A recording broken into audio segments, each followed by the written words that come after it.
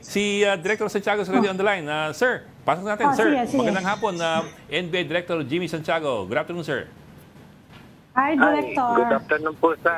Good afternoon po, Ma'am Mami. Good afternoon po sa inyo. Thank you, sir. Thank you, sir, for joining us this afternoon. Sir, para sa layman, sir, yung mga hindi kami mga abogado. Kaunti pong paliwanag, ano po itong dalawang kaso na nakikita ng NBI na nirecommend ng NBI na isampa laban kay VP Sara, itong inciting to sedition tsaka yung grave threats. Ano po yung mga elementong nakita ng NBI? Yung sa grave threats, ayun na nagkaroon ng Zoom meeting at doon nga sinabi ni VP Sara na ipapapatay si Presidente Bongbong, si First Lady at saka si Speaker. Tapos sinabi pa niya, may nakausap na siyang tao at umuo sa kanya, no joke, ganyan siya. Ngayon, because of that declaration, parang na-excite, parang provoke yung kanyang mga followers, mga leaders. Actually nga, on that Friday evening, nagkaroon na ng convergence sa EDSA. Buti, hindi naman natuloy. Kaya ayun, ang ikinaso namin sa kanya ay rape threats and inciting to sedition. Sir, ito Ang hindi malinaw, Director, yung grave threat, nakikita naman namin yung sa sedition ang medyo malabo. Ano yung basis uli doon, Director? Yun nga po, dahil sa yung pananakot niya at yung the whole context ng kanyang declaration noong gabi na yun doon sa parang na-embolden ang kanyang mga naniniwala sa kanya, mga followers niya at kumbaga mukhang magkakaroon tayo ng EDSA 3, parang ganun kaya inano na namin na ipinail namin yung inciting to sedition. Sir, yung argumento ni VP Sara na ang sabi kasi niya, hindi naman yan threat talaga dahil conditional yan dun sa kung papapatay ako o kung mapatay ako. Yun po yung kanyang argumento. Kung balikan po natin yung Article 282, ano po yung sinasabi ng Article 282 doon sa may condition ba o hindi, yung isang grave threat? Alam nyo, ang isang element ng grave threat ay yung threat mo ay given with or without condition. Ganun po. Kaya may condition man o wala, ay sinabi mo na ipapapatay mo ang tao ay threat po yun, grave threat po yun. Yun sir, gaano kalaki ang... yung nga pala, yung grave threat sir, di ba, the penalty for grave threat is a level lower than what you threaten or than the crime that you threaten against somebody. Tama ho ba? So, kung papapatay po, paano po yun? Ganito po yan,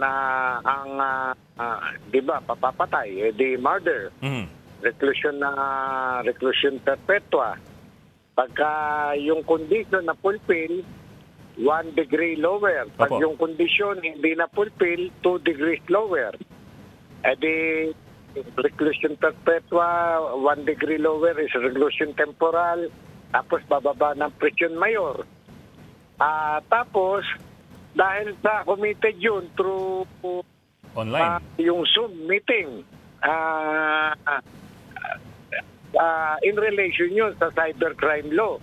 Pagka ang crime ay na-committed through cybercrime, through cyber, ay 1 degree higher na naman. So, from prison mayor, babalik tayo sa prison temporal. Ganun po. So kung sakaling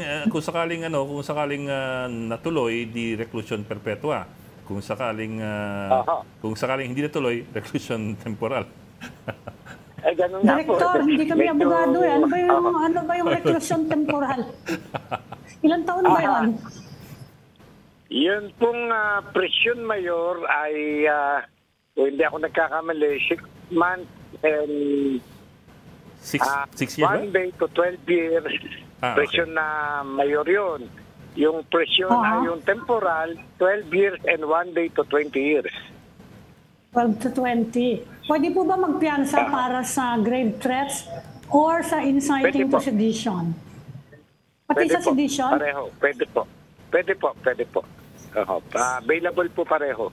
Opo. Okay. So, ano na po yung susunod ngayon? Pinadala nyo na sa Department of Justice. Ano na yung susunod na mangyayari ngayon dyan sa kaso na yan? Ayan po, pag-aaralan na po ngayon ng Department of Justice whether they will conduct preliminary investigation or not. Pagka nag-preliminary investigation, another pag-aaral whether isampa sa hukuman ng kaso or i-dismiss. At yung kaso pong isasampa, pwedeng yung dalawa, pwede naman yung isa. Isa lang na kaso, ganun po. Depende po sa pag-appreciate ng DOJ sa mga ebidensya na amin na ibinigay sa kanila. Sir, ano po yung mas mabigat na charge? Yung inciting to sedition o yung grave threats? Parang halos pareho lang na ano. Yung preliminary investigation, pwede bang makompel si Vice President Sara to disclose kung sino yung konontrata niya na i-assassinate si President Marcos, si First Lady, saka si Speaker? Pwede pong ma-compel siya na umattend, pero yung magbigay siya ng information tungkol dyan sa bagay na yan, katulad namin, ay hindi po siya nagpipili. So she never gave her side to the NBI, if I remember correctly. Parang the NBI asked her to give her stand, her position on this or her side on this, and she did not go. Hindi po, hindi nga po. 2 beses po namin siya binigyan ng pagkakataon, pero hindi siya pumunta dito sa amin. Hindi rin nagbigay yung abogado ng any affidavit or anything? Any statement? Wala po.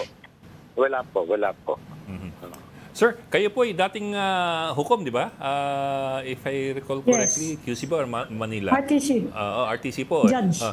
Pero sir, kayo ba sa inyong pananaw bilang dating hukom, ito ba ay merong tinatawag nilang certainty of conviction? Kasi di ba, this is the new bar set by the DOJ for moving forward dun sa preliminary investigation. Mukha bang mamimit niya yung standard na yun? Ay, kung ako po ang tatanungin nyo, yan pong kaso bago na isampayan ay pinag-aralan ng 5 abogado plus ako. Kaya yung palagay ko ay magpo-prosper.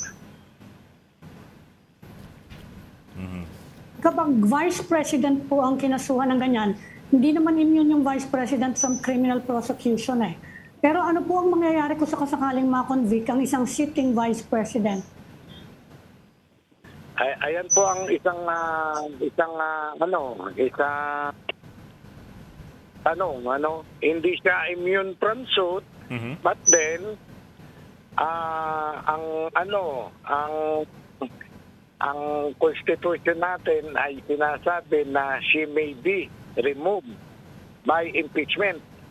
So, medyo masalimuot yung bagay na yun na we'll just cross the bridge when we get there. Ay, that's interesting, no? Pero sir, if you just follow the wordings on the surface, she may not be removed except through impeachment, but if she is found guilty, then she may be sentenced to a jail term while still in office. Tama ho ba? Yes, sir. At wala pa tayong wala pa akong jurisprudence na masusundan tungkol sa bagay na yan because this is the first time that a vice president was charged of such crime. Katanong din, Ed, kung makukulong, pwede ba siyang makulong kung hindi siya ma-impeach pero ma-convict siya? Pwede ba siyang ikulong kung ma-convict? Yun nga po. Pagka dumating na tayo dyan sa ganyang punto, tsaka pa lang natin makikita, malalaman kung ano mangyayari next. Naku, ang gulo nga pala, no? I forgot about that part. You can only be removed through impeachment. Although yun nga you can only be removed through impeachment, but that does not necessarily preclude you being imprisoned while in office. From the position. Oo. Parang senador. You are being convicted as a person Hindi naman dahil sa vice president ka, di ba? Or parang senador, di ba? May mga senador na nakulong while pending yung kanilang kaso. Tapos senador pa Kasi rin bakit sila. yung mga senador nakukulong pag nakukonvict? Di ba, sir? Di ba? That happened. That has happened. May ganung president, although that was a pending case. Kaya nga. Mga po. Okay. Pwede ba ako magtanong na ibang topic? Sige po. Director, may ni-raid kayo kahapon Kakaiba yung raid nyo kahapon nagmi-mix ng bigas. And sabi nyo, you are planning to file economic sabotage case. Medyo matindi yung parusa sa economic sabotage. Kumusta na yung investigasyon nyo noon? Yung sa bigas na yan? Yes, ma'am. Ang initial findings nga namin, investigation namin, ay yung bang, alam nyo, masakit na tanggapin, pero mas mahal ang ating bigas, yung local na bigas. Mas mura pa yung mag-import ng bigas. So, yung mga imported na bigas, iba-ibang variety, pinag-mix nila, tapos lalagyan ng pandan essence. Pati yung pandan essence, yung gawaan nila, nandun, nakuha namin Tapos, pag inamoy mo yung product nila, talagang amoy pandan, ang sarap. Nandun, may actual kaming nakita. Ganon, ipapass on nila as pandan rice sa magandang klaseng bigas dito sa atin at ipapasan na nila ng mahal. Ganon po. Apat ho na violation una, yung hinuhod nila yung mga bigas. Instead na ibenta agad, hinuhod nila, hindi nila nilalabas. Tapos, pinaghahalo-halo nga, adulteration. Tapos, ipapasa nila ng mahal, profiteering. Tapos, ilalabelan nila ng mali, unauthorized labeling. Lahat po yun ang suma total po nun ay economic sabotage. Nahuli ba yung yung may-ari ng warehouse, saka yung retail, yung warehouse, yung may-ari ng bigas? Yun pong ang nahuli po namin ay yung manager, 2 caser at isang inventory supervisor. Ayon po doon sa nakita namin sa nakakabit sa pader nila, ang may-ari po ay certain Pineda ang apelido. Hindi siya nahuli. Ganun po. Hindi po lumutang, hindi po nagpapunta sa amin, hindi nagpadala ng abogado. Kaya we will just file charges against her. Pero nakakulong ba yung mga nahuli ninyo? O pwede rin magpiansa yung ganyang kaso? Kasi ang pagkaintindi ko, yung economic sabotage, medyo matindi yung kasong yun Medyo po. Actually, katatapos pa lang ng inquest, pinadala pa lang namin sa inquest proceedings at hindi pa nagre-report sa akin kung ano na ang findings ng inquest prosecutor. Okay. Sir, sorry, balikan ko lang yung kaso kay VP Sara. I'm reading lang Article 142 ng Revised Penal Code, yung inciting to sedition. That is any person who should incite others to the accomplishment of what constitutes sedition by means of speeches, proclamations, writings, emblems, cartoons, banners, etc., which tend to disturb or obstruct any lawful officer in executing the functions of his office. So actually, medyo broad yung inciting to sedition So I suppose maraming pwedeng pumasok doon. Yun nga po. Yung pagtatreten niya through speeches, tapos dahil doon sa speeches niya na yun, ay yung tinakot niyang mga tao hindi nag-perform mabuti ng kanyang duty and responsibility at nag-create pa nga ng parang nag-i-incite ng mga tao na come out and ganun po. Mhm. Mhm. Mhm. Okay. Okay. Sige, Ami, okay na tayo kay Director Santiago? Okay na. Okay, sir. Ay, huli lang sir.